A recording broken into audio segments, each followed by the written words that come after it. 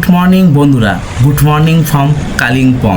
তো কাল রাতে আমরা কালিম্পংয়ে ছিলাম, আর আজকের এখান থেকে চলে যাচ্ছি আমরা পেলিং পেলিং স্কাই ব্রিজ যেটা আছে সেখানেই যাচ্ছি। তো আজ সারাদিনের গল্প তো আছেই পড়ে, তো তার সাথে সাথে আমরা ধরে নিলাম এই ঋষি রোড থেকে সামনে যে মোড়টা পড়ছে সেই মোড় থেকে ডান দিকে আমাদেরকে নেমে যেতে হবে। নেমে সোজা আমাদেরকে যাওয়ার পরে বেশ কিছুটা যাওয়ার পরে যখন NH10 আসবে, তো NH10 ধরে আমাদেরকে সামনের দিকে একটু আগিয়ে গিয়ে দেখব যে ব্রিজ পড়ছে, ব্রিজ থেকে আমরা সিকিমে এন্ট্রি করব। তো চলো, পথের গল্প তো এখন আছে সারাদিন পড়ে। তাছাড়া যে অ্যাকচুয়াল হয়েছিল কালকের ঘটনাটা, যে আমরা বলেছিলাম যে লাভাতে স্টে করে যাব, তো আমরা কি করেছি কাল আর লাভাতে স্টে করিনি। লাভাতে স্টেটা না করে সোজা চলে এসেছিলাম কালিম্পংয়ে এসে এখানে ডিনার করলাম। ডিনার করে কাল রাত্রে এখানেই থেকে গেছিলাম, কারণ আমরা ডিসাইডটা এই কারণেই নিয়েছিলাম যেহেতু লাভাতে থাকার কোনো মানে হয় না, একটু 30 কিলোমিটার আগিয়ে আসবো, যেহেতু লাভা থেকে ডিস্টেন্স 30 কিলোমিটার কালিম্পংয়ে, তো 30 কিলোমিটার আগিয়ে আসবো। আর তাছাড়া এখনও 9:30 বেজে গেছে যেহেতু, তো ওখানে থাকলে আরও আমাদেরকে লেট হয়ে যেত, যেহেতু 30 কিলোমিটার রাস্তা প্রায় 1 ঘন্টা 15-20 মিনিটের ওপরে লাগে। তো যেহেতু পাহাড়ে তো কখন কোথায় জ্যাম বা রাস্তা ভাঙার তো ব্যাপার থাকেই, খারাপ ভালো রাস্তা থাকেই। তো সেক্ষেত্রে তো আমাদের তাই এখনই যেতে কটা বাজবে সেটা আমরা নিজেরাও এখনও জানি না। তো আমাদের যেহেতু আজকের আমরা এখান থেকে যাচ্ছি পেলিংয়ে, তো সারাটা দিন তো পড়ে আছে, তোমাদেরকে সব কিছুই দেখাবো, দেখতে থাকো সাথে সাথে। আর সমস্ত গল্প তো পড়েই আছে। শুনেছি পেলিংয়ের রাস্তা খুবই খারাপ এই মুহূর্তে, ওই সাইডটাতে খুব খারাপ রাস্তা আছে। চলো দেখা যাক রাস্তা কেমন কি পরিস্থিতি হয়। চলো, পাহাড়ে গাড়ি চালানোর অভিজ্ঞতাটা সত্যি আরও যেন দিনে দিনে বেড়ে যাচ্ছে। মানে যেভাবে আমরা কালকের উঠেছিলাম আবার সেইভাবে নামছি নিচের দিকে, রাস্তা দেখে তো নিশ্চয়ই বুঝতে পারছো কীভাবে আমরা নামছি, কতটা নামছি হু করে। তো সেক্ষেত্রে তো রাস্তা দেখেই বোঝাই যাচ্ছে। চলো, গল্প তো পড়ে আছে, সারাক্ষণ শোনাতেই থাকবো তোমাদেরকে।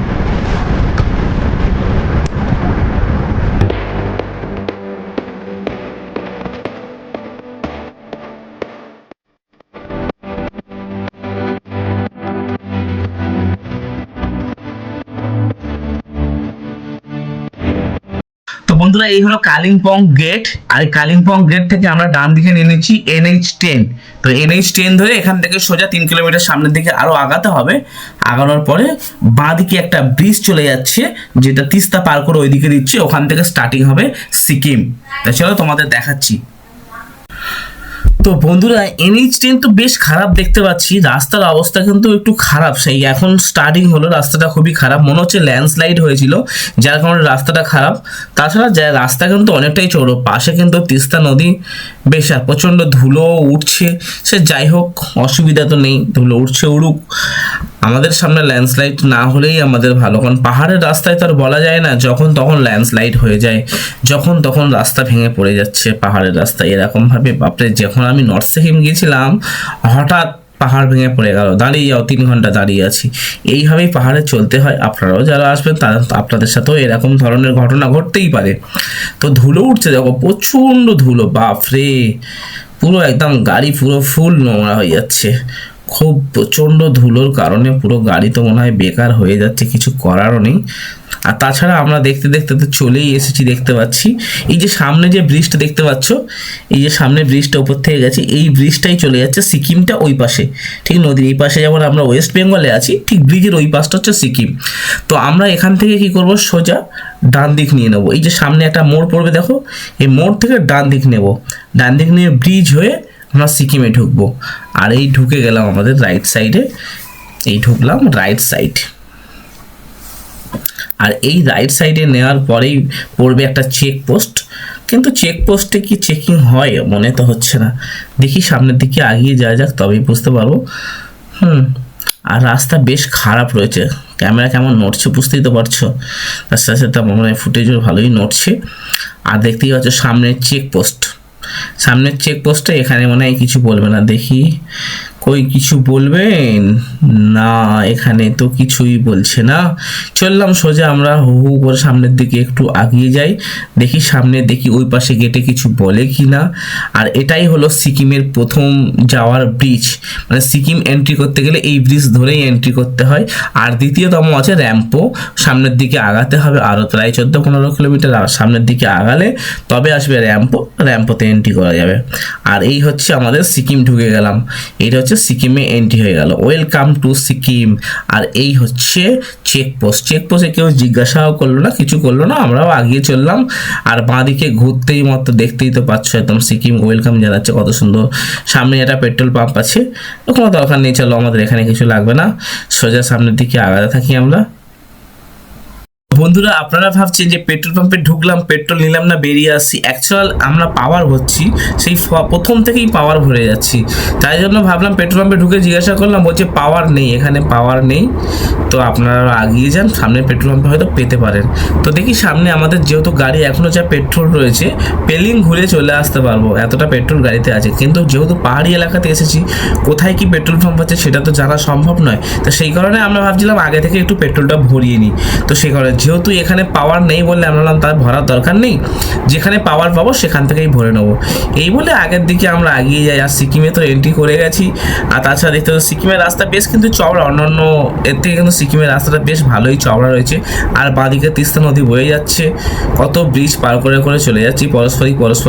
আর সামনে সিনারি তো দেখার মতো, খুবই সৌন্দর্য একটা জায়গা, সে তো আর বলার মতো কিছুই নেই। দেখতে পাচ্ছ তো কত সুন্দর চারিদিকে পাহাড়, তার মাঝখান থেকে ড্রাইভ করা। অ্যাকচুয়াল যারা আসবে তারাই এর মজা বুঝতে পারবে। বাড়িতে বসে বসে আপনি ভাবছেন যে হ্যাঁ আমি দেখে ফেলেছি ভিডিও, মানে আমি ভাবছি না, আসো ভিজিট করো, জায়গাগুলোতে আসো, কেমন লাগছে কমেন্টে অবশ্যই লেখো।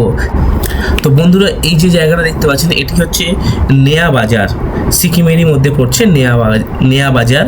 আর এই যে ব্রিজটা দেখতে পাচ্ছেন, এই ব্রিজটা পার করে ওপাশে গেলেই হয়ে যাবে হচ্ছে সিকিমেরই একটি নতুন হচ্ছে জেলা এটা। আর এটা হচ্ছে সুরেং জেলা। আর যেটা হচ্ছে মূলত 2021 সালে প্রশাসনের সুবিধার তরে এটি একটি নতুন জেলা হিসাবে পরিচিত দেওয়া হয়েছে।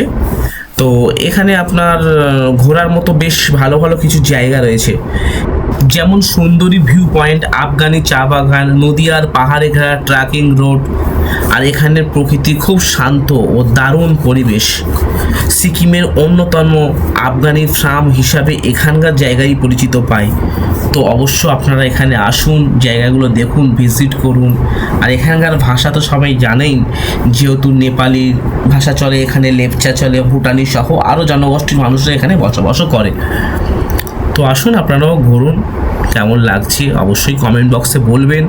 আমি চেষ্টা করব সামনের দিকে আরও ভালো ভালো ভিউ দেখানোর জন্য, কারণ সব জায়গায় নেমে তো দেখানো যায় না, যেহেতু সব জায়গায় গাড়ি দাঁড় করানো যায় না, পার্কিংয়ের অনেক সমস্যা, এই ধরনের অনেক সমস্যার মধ্যে থেকেও যতটা পারি ভিডিও করার চেষ্টা করি, যতটা পারি দেখানোর চেষ্টা করি।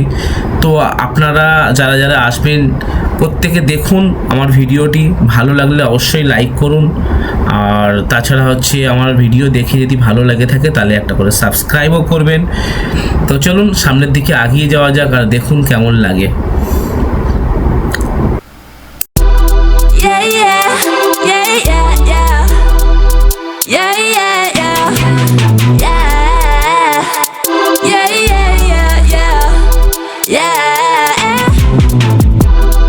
তো বন্ধুরা, এই যে রাস্তাটা দেখতে পাচ্ছ ডান দিকে যে রাস্তা, যেটা গাড়ি নামছে, এই রাস্তাটাই আমরা ওপর দিকে উঠবো।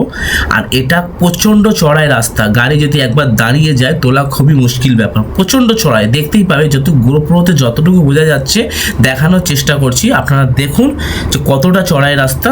আর ক্যামেরাতে অতটা ভালো মতো বোঝা যায় না, প্রচণ্ড খাড়া রাস্তা, মানে যতগুলো রাস্তা পার করে এসেছি এত খাড়া রাস্তা কিন্তু কোনো রাস্তাটাই নয়। তো একবার দেখো রাস্তাটা কেমন। কি ভাই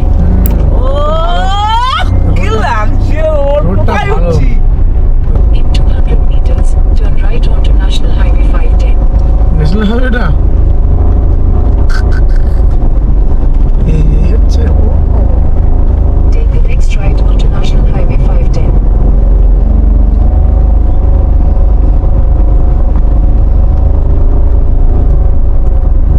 রাইট বলেছে তাই তো?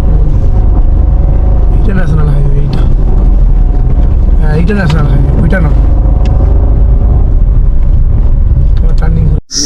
পেলিং যাওয়ার পথে এই খুব সুন্দর একটা ধান চাষের জায়গা দেখলাম, দেখো, ভাবলাম তোমাদেরকে একটু দেখাই।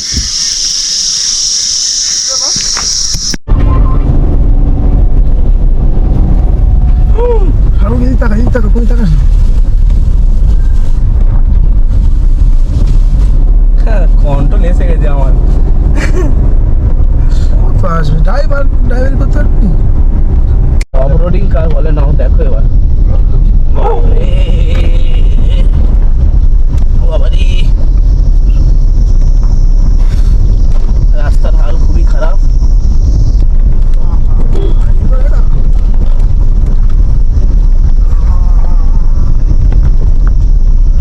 পেলুম রোড। তুই হলে কি দাঁড় করাতি? সত্যি কথা। কেন দাঁড় করবো? হ্যাঁ, দাঁড় করাবে কেন? তুলবে আস্তে আস্তে। দাঁড় করানো যাবেই না এখানে। বন্ধুরা, দেখতে দেখতে চলে এলাম আমরা পেলিং শহরে। প্রচন্ড রাস্তা কিন্তু এইদিকে খুবই খারাপ, বেশ রাস্তা বেশ খারাপ। কোনো কোনো সত্যি জায়গায়- বলতে যতটুকু আমি বলতে পারি, আমার বন্ধুরাও বলুক আমি কেমন গাড়ি চালাচ্ছি। ভালো ভালো, good good good, very nice. এরকম ড্রাইভার আমরা পাবো, আমরা ভাবতে পারিনি। এরকম ড্রাইভার তো সচরাচর পাওয়াই যায় না। ওই মোটামুটি কোটিতে একটা করে। তবে কলকাতার হ্যাঁ, ভিডিও চলছে, তুমি বলো। কলকাতার বুকে এরকম ড্রাইভার পাওয়া যায় বলে আমার মনে হয় না। ওই কলকাতা হয়তো দুটো পাবো। আমি তো 10-15 বার এসেছি, 10-15 বারের ভিতরে কোনোবারই এরকম ড্রাইভার আমি পাইনি, আর এত উঁচুতে কেউ তুলতে পারিনি। আমরা নিচে থেকে অন্তত 30 থেকে 35,000 কিলোমিটার উপরে উঠে যাই।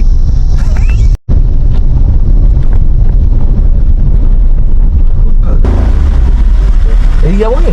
না না, এখানে জিজ্ঞেস করি। पेलिंग भैया, पेलिंग का रोड इधर है। पेलिंग वाला पेलिंग, पेलिंग? स्काई स्काई হ্যাঁ, उस तरफ। গাড়ি টানো, গাড়ি টানো, इस तरफ। পিছনে দিও না। हाँ चलो चलो चलो। ऊपर बोल रहा है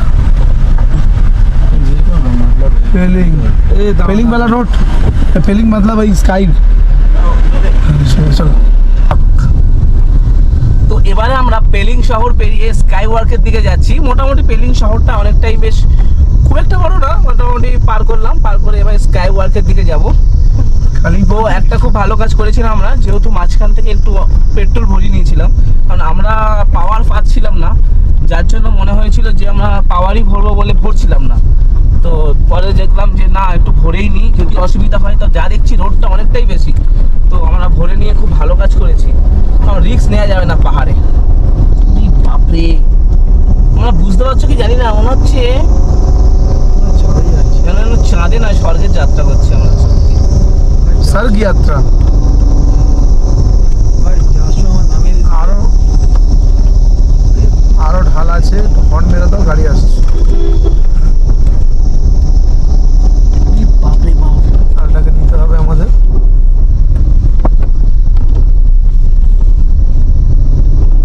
খাড়াই করে তুলে দিচ্ছে একবার ডিরেক্ট। বাড়ি যখন যেতেই হবে তাই কি?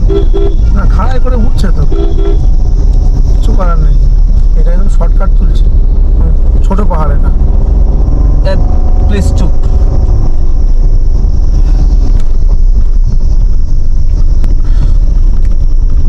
ভাই সিট ঠাল দেবে, সিট লাগাবে। বাইক চালানো বিশাল টাফ ব্যাপার আছে, ঠিক আছে? আচ্ছা,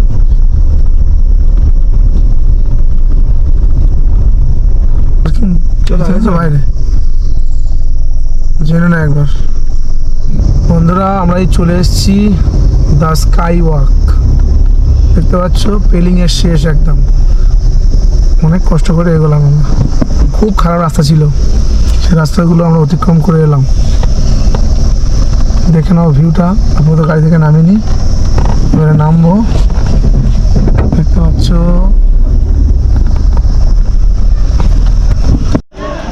নিচেতে এখানে প্রচুর পার্কিংও আছে, প্রবলেম নেই রাখার মতো।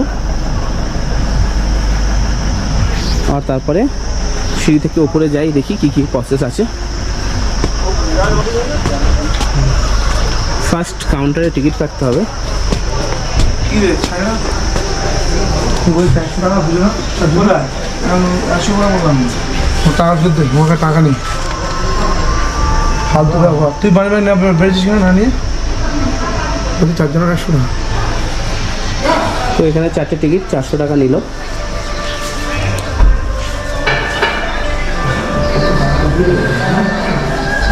এখানে তো বসার জায়গা আছে। তারপরেই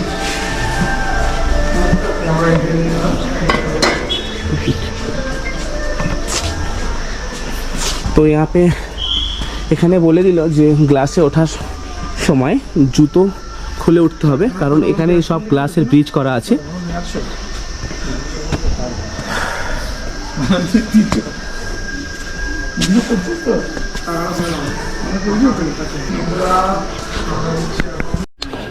আর ভিতরে ঢোকার সময় এখানে শু খুলে ঢুকতে হবে।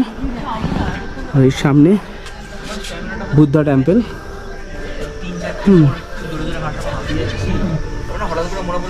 একটু বসার জায়গা রয়েছে সুন্দর।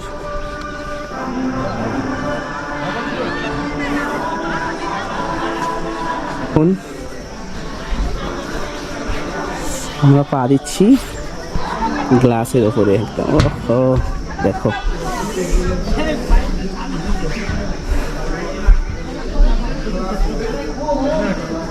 আরো সাইডের দৃশ্যটা।